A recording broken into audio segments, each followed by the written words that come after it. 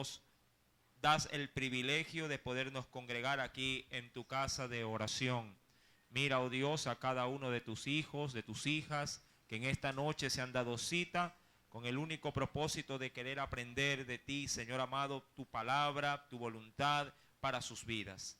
Te suplico, pues, mi Dios, que sea tu gracia y tu misericordia manifestándose de una manera especial en esta hora, y que sea también, oh mi Señor, en esta noche tus hijos disponiendo su corazón para poner en práctica esta tu palabra. Mira también en la parte superior a nuestros pequeños, los cuales, oh mi Dios, han podido también congregarse y están a la espera de poder recibir de ti la instrucción de tu palabra. Ministra sus pequeñas vidas y usa a los maestros conforme a la gracia y a la misericordia que tú has derramado para cada uno de nosotros. Mi Señor, gracias te doy en el nombre de Cristo Jesús. Amén y amén. Bien, Primera de Corintios capítulo número 13, hemos dado lectura al verso 1 y verso número 2. Recordará que en el capítulo 12, el último versículo, el verso número 31 de ese precioso capítulo que cierra prácticamente el análisis de aquellos dones de los cuales tuvimos también en su debido momento la oportunidad de enseñar y de aprender. Nos dice en el verso 31, procurad pues, ya a manera de un resumen, dice Pablo a la iglesia de Corintios, los dones mejores. Pero esa es la óptica ahora de Pablo al decir en la parte final, mas yo os muestro un camino aún más excelente. No que los dones no sean de ayuda o no sean de vital importancia para la iglesia, pero los dones, si bien es cierto, son necesarios, no necesariamente son imprescindibles. Decimos a veces a manera de pronto de piezas vitales en el evangelio, todo el mundo en el evangelio es necesario, pero nadie es indispensable, ¿verdad? Y eso es lo que en buena ley, Pablo remarca a la iglesia, a los corintios. Los dones son necesarios, pero no pueden ser de pronto imprescindibles para que no se haga la labor de la iglesia. Si bien es cierto, todos los dones están a disposición de ella para poder edificar al cuerpo de Cristo, ¿qué más si de pronto no se manifestase ningún don? En cuyo caso la iglesia seguiría su curso y a su vez la palabra es lo suficientemente, diríamos, edificante para continuar la labor que todos y cada uno de nosotros necesitamos como parte del cuerpo de Cristo. Ahora, en el verso número 31, en la parte del versículo 31 nos dice, mas yo muestro o quiero mostrar un camino aún más excelente. No que los dones no lo sean, pero hay algo que es superior o algo que pudiera estar por encima de los dones. De pronto, yo no sé si usted quisiera ver bajo la óptica de pronto humana, ¿qué sería de Jesús si no hubiese sanado a un solo individuo? ¿Qué hubiese sido del ministerio de Jesús si no hubiese liberado a ningún endemoniado? ¿Qué hubiese sido del ministerio de Jesús si no hubiese hecho nada, diríamos, sorprendente? No hubiese caminado sobre las aguas, no hubiese detenido de pronto la tempestad en medio mar. Mi querido hermano, ¿qué hubiese sido del ministerio de Jesús sin estas manifestaciones? Usted podría tener el mismo concepto de él por el solo hecho de que muere en una cruz, obviamente por mí y por usted, dándome perdón de pecados y restaurando mi condición delante de Dios. Lo amaría igual, lo vería como tal, como el Hijo de Dios, o minimizaría en todo caso su obra en esta tierra. Bien, solo para aquellos que dan énfasis a lo más importante del ministerio de Jesús, para ellos dará igual si Jesús o no hubiese hecho milagros, si hubiese o no resucitado muertos, o si hubiese desencadenado vidas atadas por el enemigo. Para aquellos que logran ver en Jesús una obra más excelente, que fue la obra de amor en una cruz, sí, dirán que esto es suficiente como para poder rendir nuestro corazón a Jesús y recibirlo por completo, así no haya hecho ningún milagro. Dentro de esta comparación, el apóstol Pablo va a introducir a la iglesia de los Corintios, que tenían una preeminencia o un sitial por demás a los dones antes en sí mismo del uso que se les debía de otorgar, sí, o el medio por el cual cada don debería de ser utilizado. Pablo va a aclarar lo siguiente desde el verso número 1 y que obviamente será nuestro motivo de estudio en esta noche. Dice verso número 1 del capítulo 13: si yo hablase lenguas humanas o idiomas humanos, pero también dice si yo hablase lenguas angelicales o un idioma celestial, entendiendo, mi querido hermano, que Pablo lo menciona porque de acuerdo al estudio que se viene desarrollando en el capítulo 12, sí, el hablar en lenguas bien puede estar asociado con lenguas humanas o lenguas celestiales o angelicales, en cuyo caso, sí, Pablo hace referencia a las dos y dice, y no tengo, o si no pudiere llegar a manifestar amor, dice ahí, vengo a ser como un metal que si resuena o címbalo que retiñe. Mi querido hermano, ¿cuál es la intención primeramente, sí, del apóstol Pablo? Rescatar en medio de la iglesia lo más esencial, que obviamente deja a un lado el uso de los dones. Si queremos ver en esencia, de hecho, lo que representa el evangelio para todo creyente, o lo que debería de representar el evangelio para toda la iglesia, acompáñeme por favor a Mateo capítulo número 22. En esencia, mi querido hermano, todo el evangelio, toda la palabra, toda la ley, sí, el Señor la ha resumido, sí, en estos versículos. Mateo capítulo número 22. ¿Lo tiene?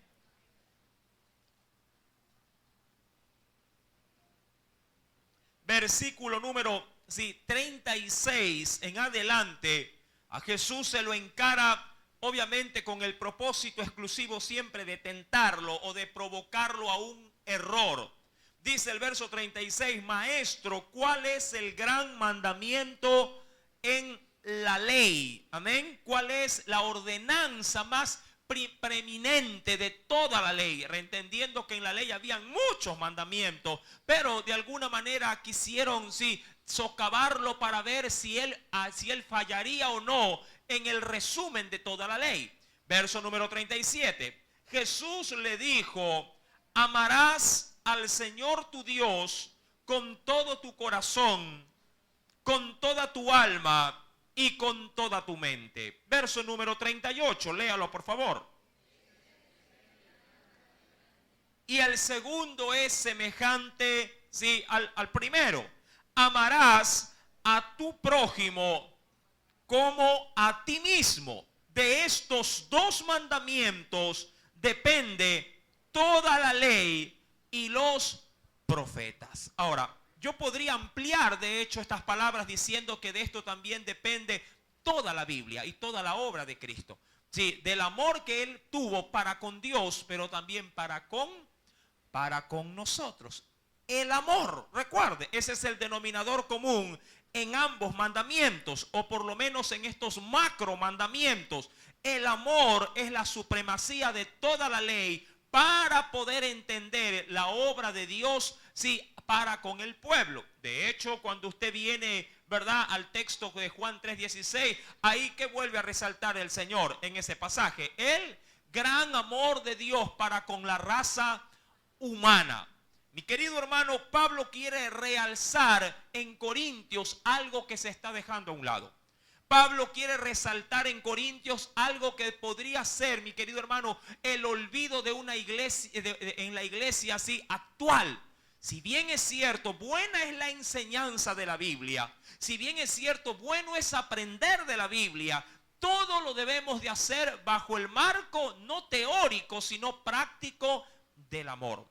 ¿De qué nos servirá si quisiera transmitir la enseñanza a tiempos modernos? ¿De qué nos servirá saber al dedillo todo lo que pronto enseña la carta a los Corintios? Si luego de haberla aprendido o memorizada, cuando nos toca poner en el ejercicio, en la práctica, si cumplimos el mandamiento o la regla sin considerar el amor o la esencia del amor en cada uno de esos mandamientos aprendidos, mi amado hermano, usted debe de entender lo que dice, y si me acompaña el Evangelio según San Juan, en el capítulo número 13, en su primer versículo.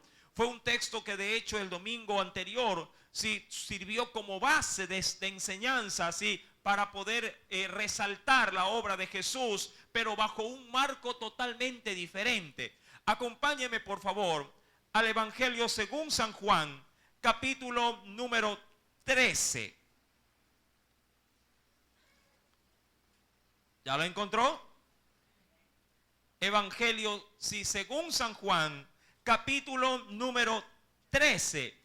Dice el Señor: antes de la fiesta de la Pascua, sabiendo Jesús que su hora había llegado para que pasase de este mundo al Padre, y aquí me quiero concentrar en esta última parte, como había amado, amén, como había amado a los suyos que estaban en el mundo, dice ahí, los amó hasta el fin. Y esto es interesante en este verso, porque este verso va a abrir la puerta para la agonía de Jesús en la cruz. Este versículo, recuerde que es leído o es anunciado a la iglesia desde el momento mismo en que Jesús va a celebrar la Pascua con sus discípulos, y luego obviamente será la apertura para ir al Calvario. Pero ¿qué es lo que realza el versículo número 1? Que su motivación esencial para poder de alguna manera soportar todo lo que habría de venir no fue en ese momento la cruz, el dolor, la espina, los clavos, los azotes, las bofetadas, la traición y todos los males. No. Todo lo que resume en ese verso es que el Señor mantenía su amor por los suyos de inicio a fin. ¿Eso qué implica? Que sabiendo que habría de venir dolor, sabiendo que habría de venir, como lo mencioné hace un momento, traición, su amor se mantenía, intacto. Su amor por los suyos se mantenía inalterable. Ahora, si eso lo quiero trasladar al capítulo 13 de Corintios, que es el texto que vamos a entrar a meditar en esta noche, Pablo, lo que no ve en la iglesia de Corintios, más allá de la gran manifestación de los dones, porque sí lo sabía, la iglesia de Corintios era una iglesia que manifestaba dones, pero no manifestaba amor. Ese era el gran problema. ¿Y por qué no manifestaba amor? Mi querido hermano, obviamente entre ellos había separatismo, y eso usted ya lo sabe muy bien por el estudio inicial de Corintios. Entre ellos habían preferencias de unos entre otros, y ese egoísmo obviamente pisotea el amor que debe de identificarnos como iglesia. Usted recordará, mi querido hermano, que si algo hacía la iglesia de los Corintios, a la hora de hasta poder compartir el pan, se lo hacía con prejuicio. Se lo compartían solamente entre los pudientes, y a los pobres de la iglesia se los dejaba muertos de hambre. Si me acompaña a Corintios capítulo número 11, mira lo que nos dice el Señor en el versículo número 33 al verso 34.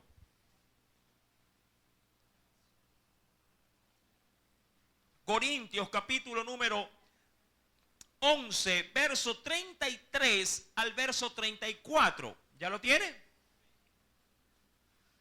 Así que, hermanos míos, cuando os reunís a comer, y estaba haciendo alusión a la cena del Señor, cuando os reunís a comer, ¿qué le está recomendando Pablo? Ahora parece algo absurdo que Pablo haga mención de esto, pero se ve en la obligación de hacerlo. ¿Qué es lo que les dice a ellos?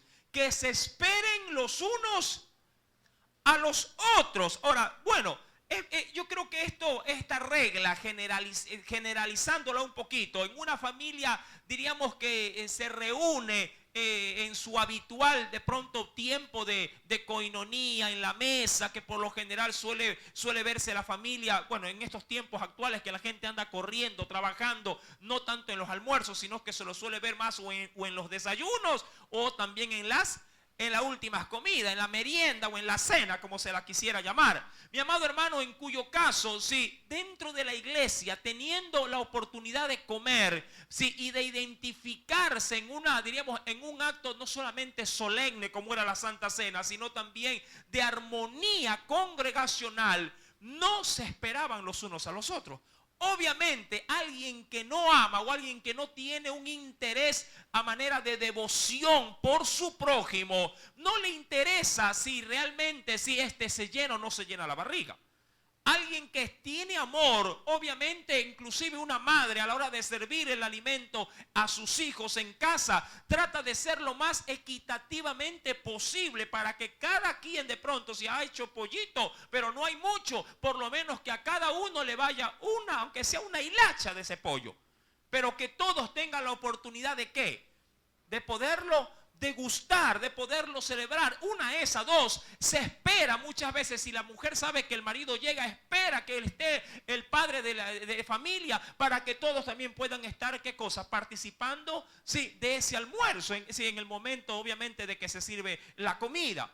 Mi amado hermano, pero eso se lo hace en función de la supremacía del vínculo que los une, que es el amor de la familia. En la iglesia, este sentimiento pareciera ser que había desaparecido. ¿Sí? Qué pena en ese sentido, porque a la verdad, en las iglesias actualmente hablando, este vínculo del amor, sí, se está extinguiendo.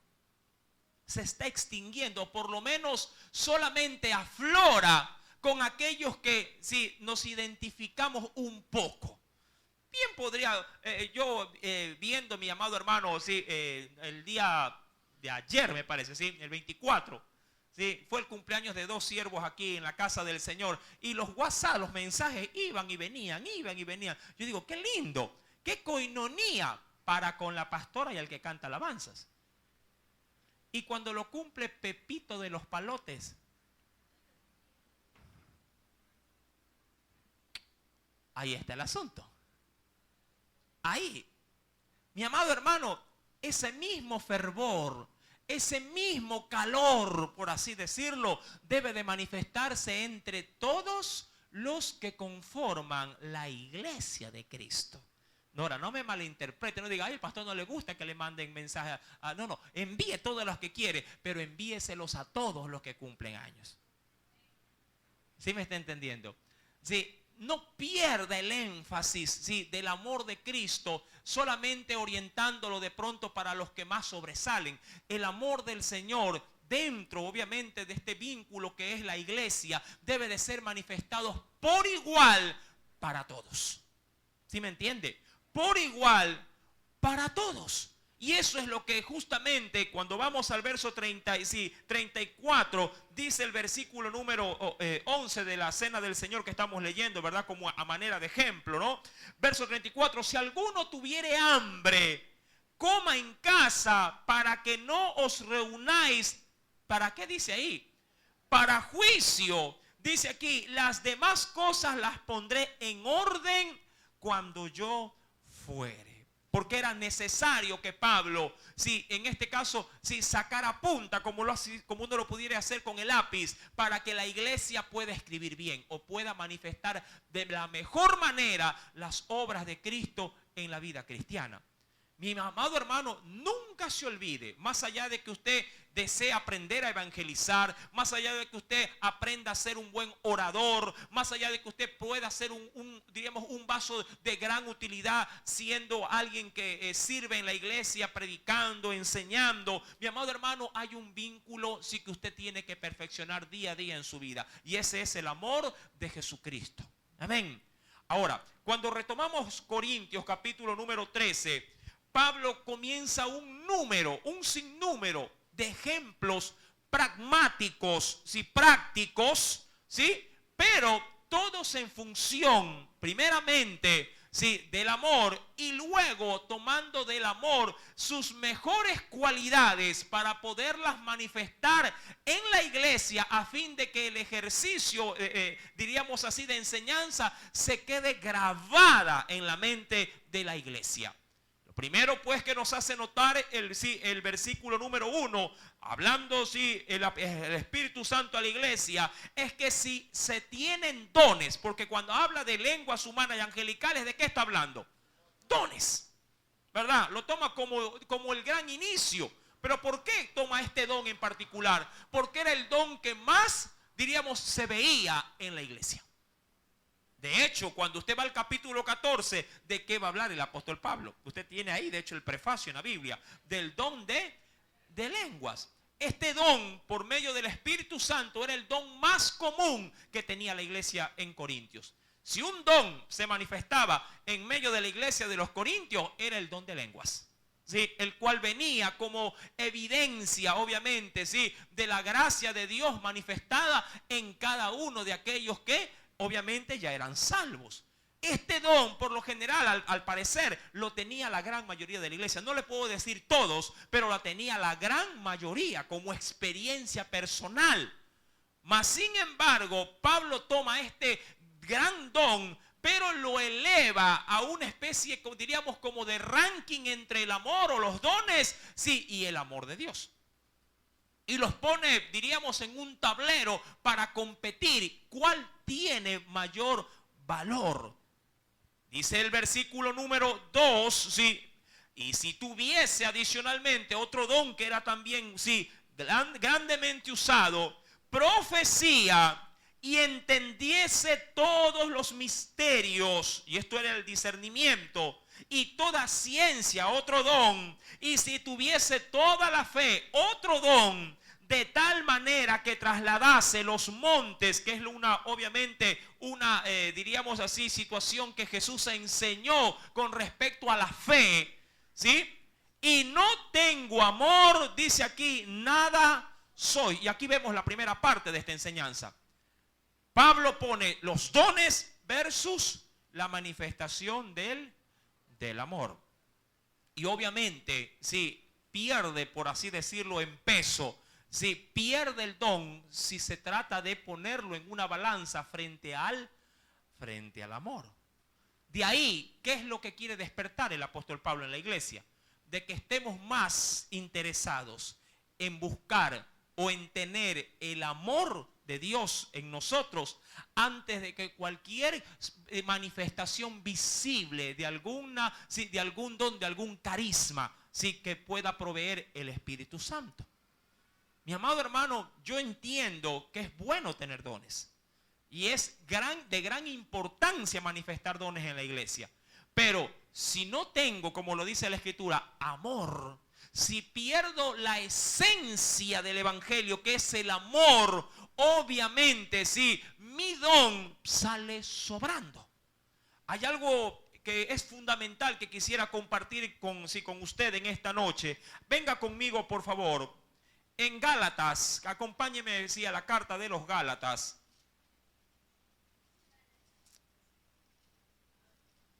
Carta, sí, a los Gálatas.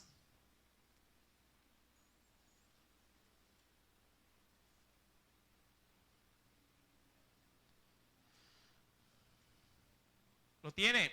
En el capítulo número 2, voy a leer el verso 20, pero me voy a concentrar en la última parte del verso. Gálatas 2, verso 20. Sí, más adelante de Corintios, ¿no? Gálatas 2, verso número 20. Luego nos vamos a ir a Primera de Juan, que yo creo que es uno de los textos más ricos en enseñanza del amor de Dios y el amor que debe de haber en la iglesia para con Dios y para con nuestro prójimo. Primero rescatemos ya lo tiene, Gálatas 2, verso 20. ¿Sí? Con Cristo estoy juntamente crucificado y ya no vivo yo, mas vive Cristo en mí. Y lo que ahora vivo, ¿sí?, en la carne, lo vivo en la fe del Hijo de Dios. Y aquí me quiero concentrar. El cual ¿sí? Me amó y se entregó a sí mismo por mí. Y esto es importante. Mi amado hermano, ¿qué dice la última expresión de ese verso? El cual me amó. ¿Y qué hizo en función de ese amor? Se entregó, dice, a sí mismo por mí. Ahora, ¿por qué se entregó? Por amor. Amén. Se entregó por mí, por un solo, sí, detalle. Porque me amó. Amén. Me amó. Pregunto, ¿usted podría decir en su corazón ante Dios, usted ojo, ama a su hermano que está al lado? Lo ama. Sea sincero en su respuesta, en su corazón.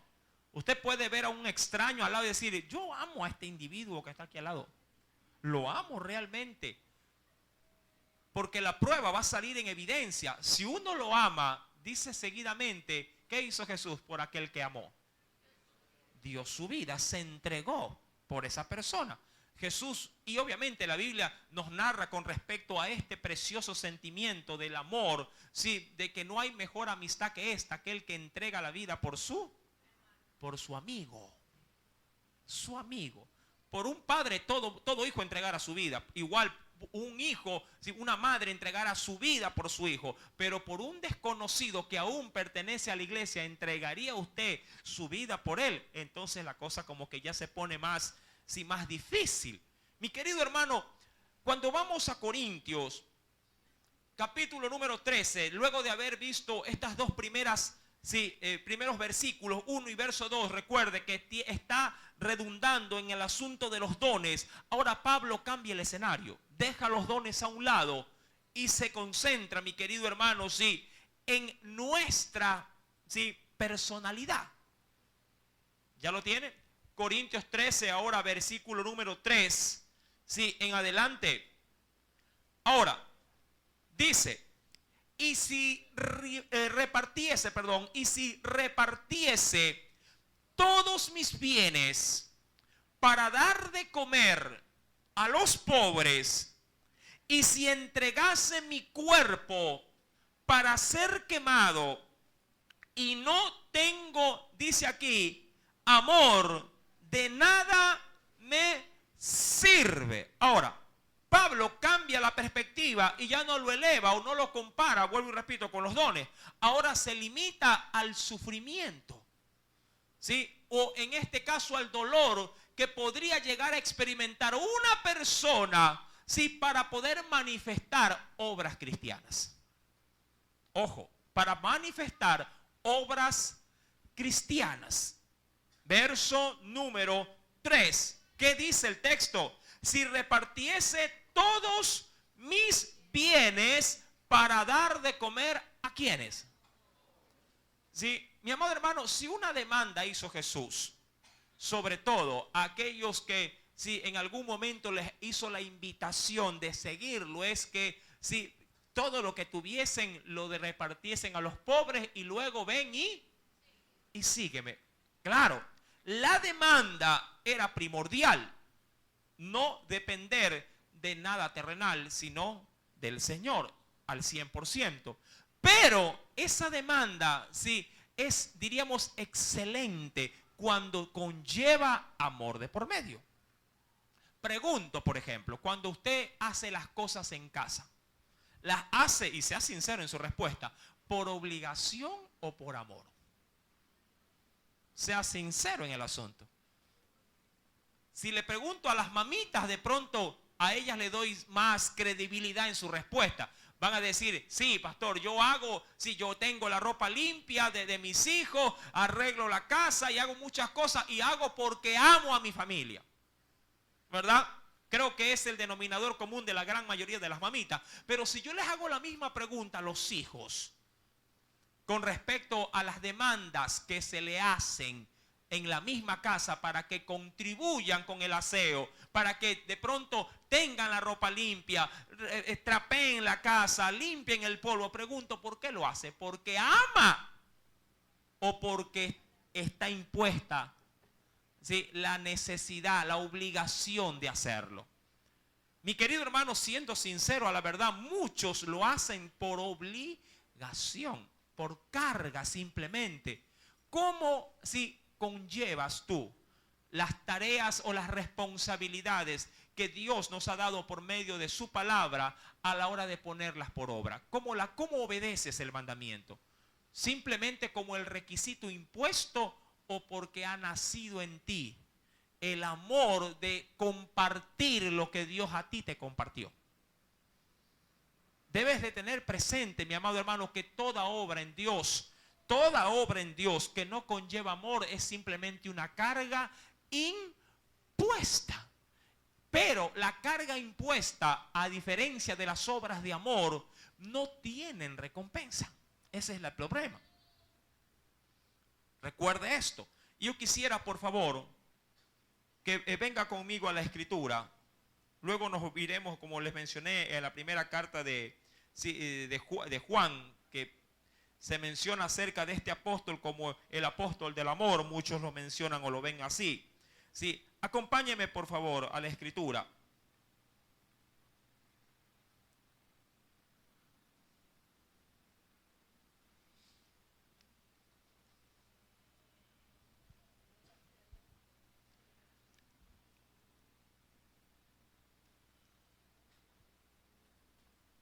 En Corintios, en el capítulo 9,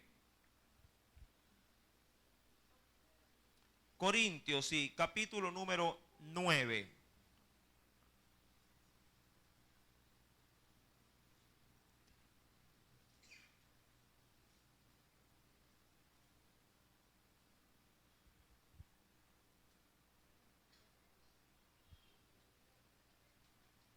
¿Ya lo tiene? Versículo número 16 al versículo número 17. Dice el Señor: pues si anuncio el evangelio, no tengo por qué gloriarme o enorgullecerme. ¿Sí? Versículo 16. Porque me es impuesta, ¿sí? ¿Cómo lo ve el apóstol? Necesidad, y ay de mí si no anunciare el evangelio. Verso 17. Por lo cual, si lo hago de buena voluntad, y aquí esto, aun cuando no se lo ve en el texto, implica amor. Si lo hago de buena voluntad, pregunto, ¿quiénes hacen cosas de buena voluntad? Cuando hay buena voluntad, pregunto, cuando usted le mandan a barrer, por ejemplo, cuando hay buena voluntad para barrer, ¿cómo lo hace? Vamos a suponer que aquí tiene la mesa y usted está con la escoba. ¿Sí? Y le han dicho, barre. ¿Sí? Le han dicho, sí, limpia la casa. Si hay buena voluntad, ¿qué hace cuando está barriendo? ¿Qué hace con esto? Lo mueve. Y ahí sí. Uy, aquí también ha estado sucio. Y sigue moviendo. Pero porque hay buena, que en pocas palabras hay amor, disposición. Hay, sí, en el interior el deseo de hacerlo. Mi querido hermano, dice la Biblia en el versículo número 17, si lo hago de buena voluntad, recompensa tendré. ¿Sí? Versículo 17. Pero si de mala voluntad, y aquí es, diríamos, la óptica de cómo se puede llegar a obedecer al Señor, de buena voluntad o de mala voluntad, en cuyo caso ambos terminan haciendo lo mismo, sirven, pero unos lo hacen con su corazón involucrado y otros solamente con su cuerpo. Verso número 17, dice ahí, pero si de mala voluntad, la comisión me ha sido encomendada. Es decir, se me dio una tarea y yo la he cumplido. Y punto. Mi amado hermano, cuando retomamos la carta a los Corintios, capítulo número 13, Pablo menciona ahora conforme a lo que pudiere dar el cuerpo que es sacrificio, lucha, dolor para llevar a cabo de pronto alguna tarea cristiana encomendada por el Espíritu Santo. Dice aquí, si repartiese todos mis bienes, es decir, si me quedase sin nada material para dar de comer a los pobres y entregase mi cuerpo para hacer ¿qué cosa? Quemado o pasado por el fuego, y no tengo amor, de nada me sirve. Mi querido hermano, es decir, que hay obras, ojo, hay obras, hay tareas que aparentemente son improductivas cuando no van revestidas del amor de Dios. Póngale mucho asunto en esto. Muchas tareas de los que hacen los creyentes en la actualidad son tareas improductivas para ellos, no para el reino. Para ellos, para el reino de los cielos siempre será, sí, toda orden que el Señor da a su iglesia será de gran beneficio para el reino. Pero para nosotros, para quien ejecuta la orden, puede ser una tarea improductiva que no produce fruto personal cuando no se lo hace involucrando nuestro corazón. Y aquí es donde quisiera, por favor, que me acompañara a la primera carta del apóstol Juan, al final, casi ya de la Escritura. Primera carta de Juan.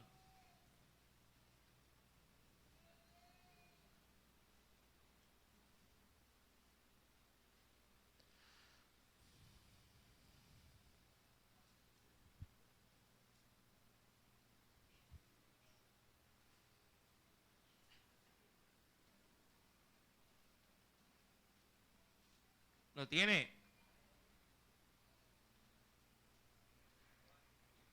¿Sí? Primera carta del apóstol Juan. En el capítulo número 4, ¿sí? Capítulo número 4, dice el Señor, versículo número 7. Amados, ¿se acuerda usted que se leía la otra vez acerca de que Dios está acostumbrado a dar órdenes, ¿verdad? Dios nunca da, sí, sugerencias, sino órdenes.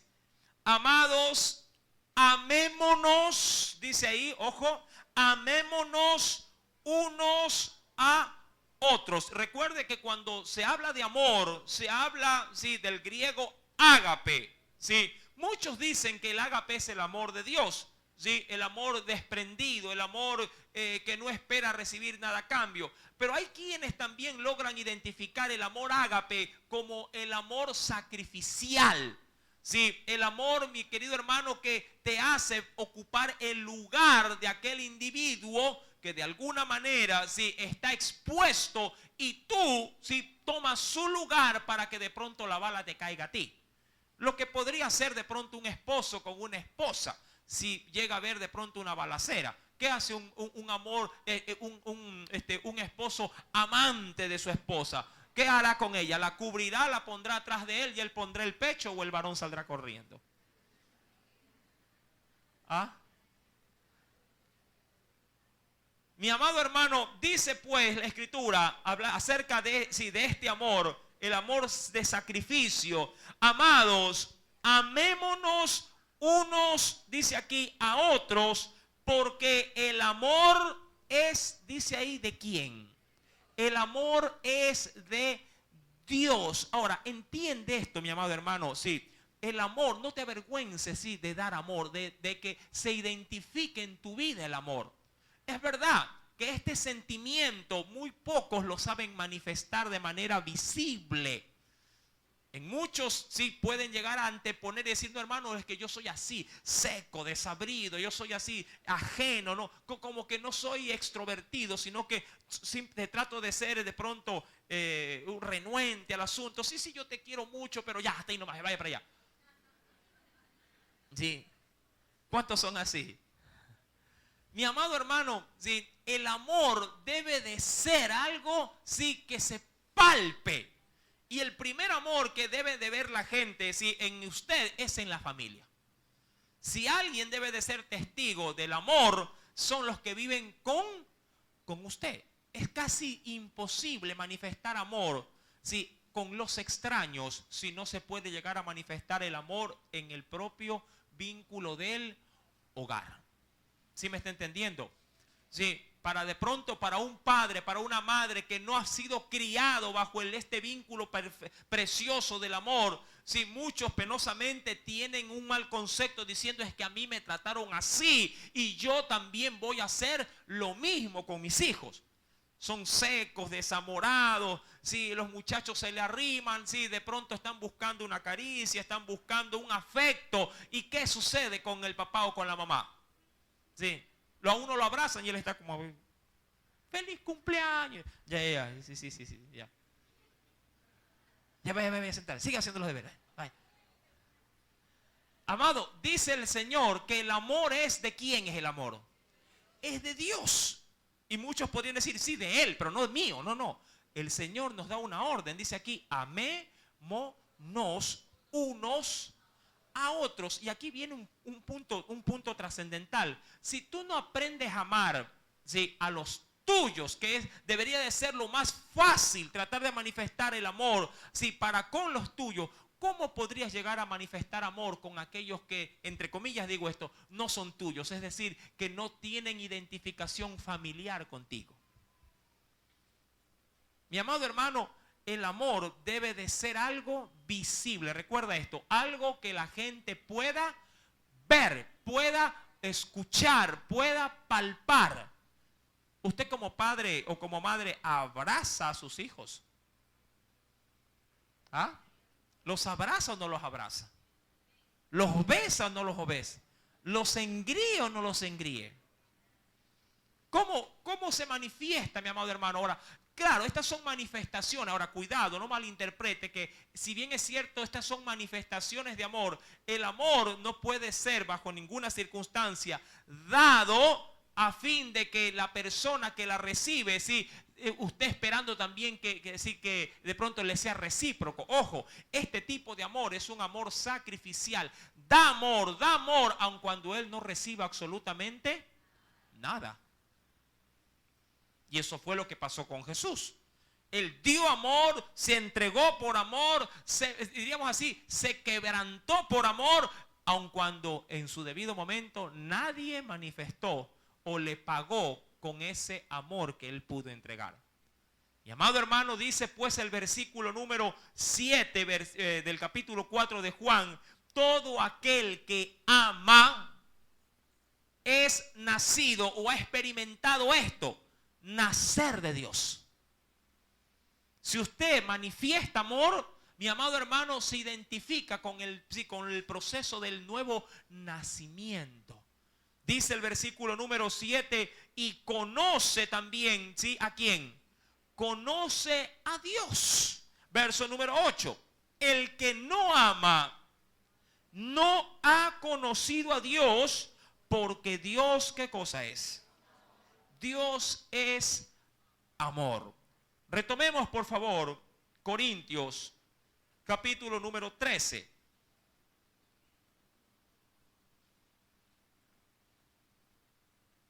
Ahora veamos las cualidades del amor. Verso número 4. El amor es como que da características, ¿sí?, de para poder entender a dónde nos empuja cuando nos piden, ¿sí?, que debemos de manifestar amor. Dice, el amor es, dice ahí, ¿qué cosa? Sufrido. Yo siempre digo sufrido, no sufridor. Sufrido. ¿Sí? Cuando se habla de un amor sufrido, se habla de un amor no correspondido. Ojo, tenga presente esto. Cuando se habla de un amor sufrido, se habla de un amor no correspondido. Es decir, usted da amor, aun cuando usted no recibe ese mismo sentimiento. Y esto, mi amado hermano, en la iglesia debe de ser una característica que nos identifique a cada uno de nosotros. Hermano, pero si yo lo abracé, le dije Dios le bendiga, hermano. Sí, me traté, pero no me dijo nada. Ya no le paro bolas, hermano.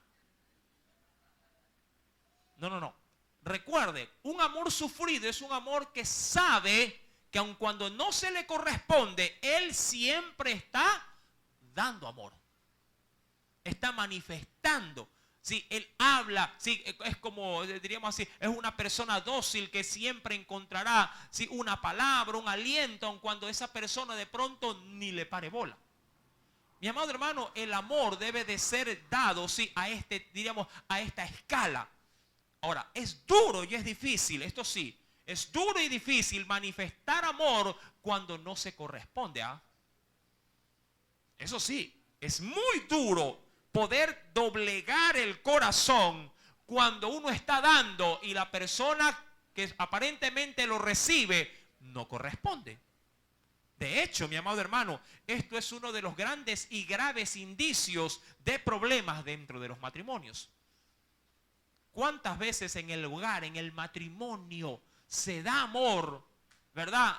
De pronto a un esposo, a una esposa, y ellos están impávidos.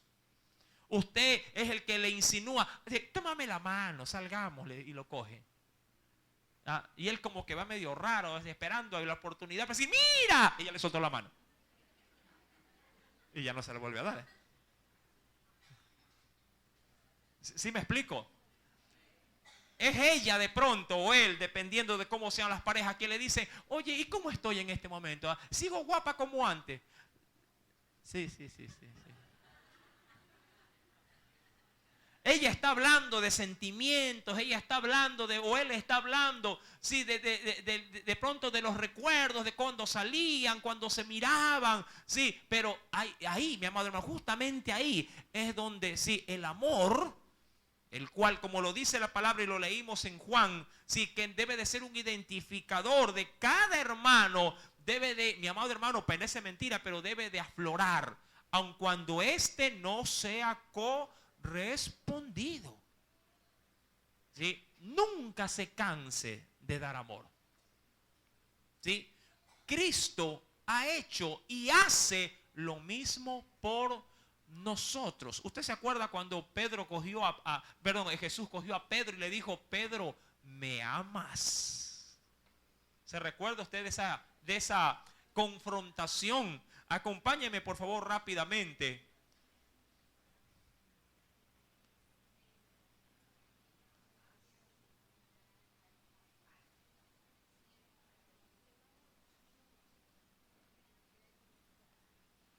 Vayamos a los evangelios, ¿sí? ¿Ya lo tiene? En Juan capítulo 21, Evangelio según San Juan.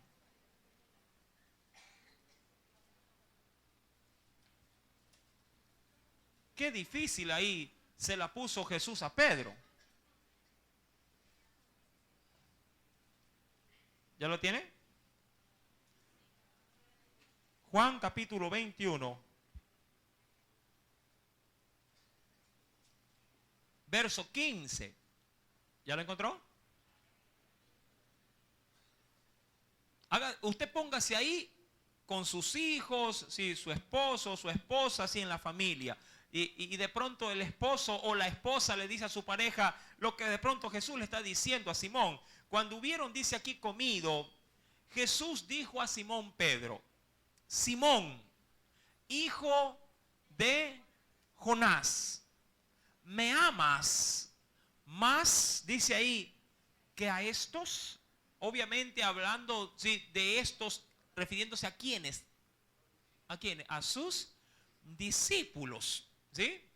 ¿Me amas más que a estos? Le respondió, sí, Señor, tú sabes que te amo. Versículo número 15 estamos, ¿no? Él le dijo, ¿qué le dijo? O sea, si me amas, ¿qué debes de hacer con estos? Aquí está el punto. Sí, yo esto también lo he enseñado bajo otra óptica, ¿no? Pero hoy le quiero dar otro enfoque. Sí, usted sabe bien que la pregunta de Jesús no era correspondida de acuerdo al mismo significado de la palabra. Sí, eso ya nosotros ya lo hemos visto en muchas oportunidades. ¿Sí? A Pedro Jesús le dice, Pedro, tú me ágape. ¿Y qué le respondía Pedro? Sí, Señor, tú sabes que yo te fileo.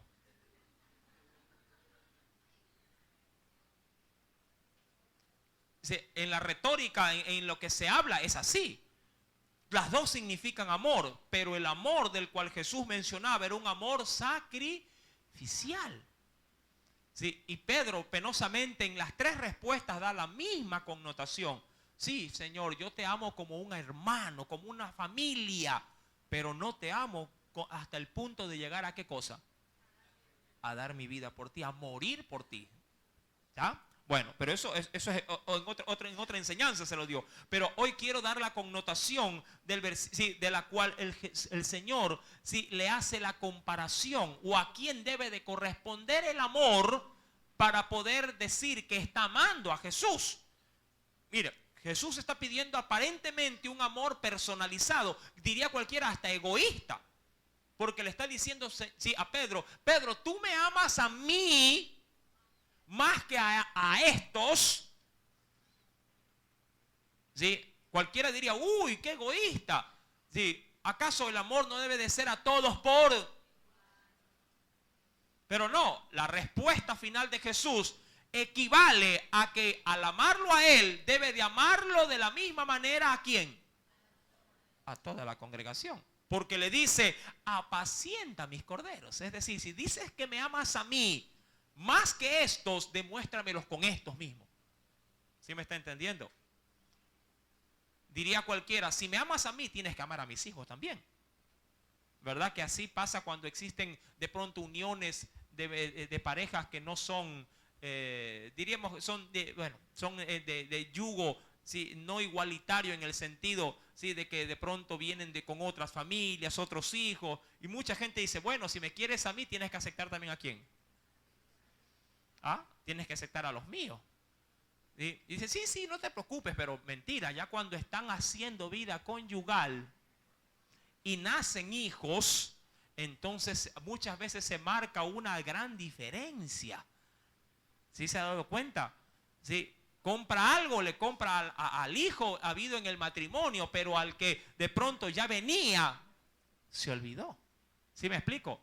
Y esto también causa resquebrajamientos y problemas. Ahora, dice pues en el versículo 16, el Señor vuelve a hacer la segunda vez la pregunta. Simón, hijo de Jonás, ¿me amas? Pedro le respondió, sí, Señor, tú sabes que te amo. ¿Y qué le dijo el Señor? Lo mismo, pastorea ¿a quién?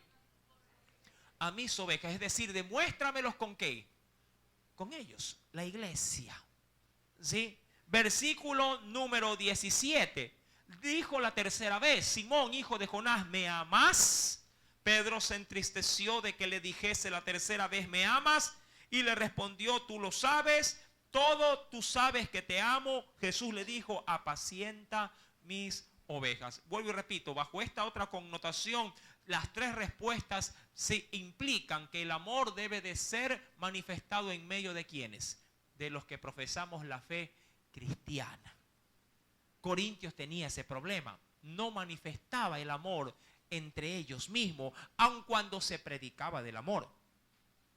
¿Sí? Se predicaba del perdón, se predicaba de la cordialidad, se predicaba, ¿sí? de la sana doctrina, pero una cosa es predicarla, otra cosa es aplicarla. ¿Sí me entiende? Una cosa es dejarle pasar la ofensa al hermano y seguirlo amando como Jesús me ama a mí, porque cuando yo también trato mal a Jesús, Jesús igual me sigue amando y no me rechaza por eso.